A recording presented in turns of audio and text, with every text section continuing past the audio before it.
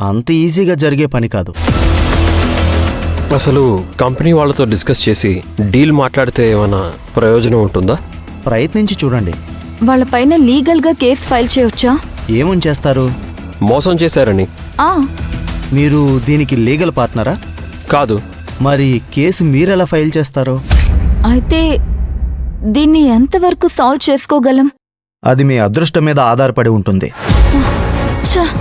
తెలియకుండానే ఎలా ఇరుక్కుపోయామో చూడు. దీనివల్ల శివగామికి లీగల్ సమస్యలు ఏమైనా వస్తాయా?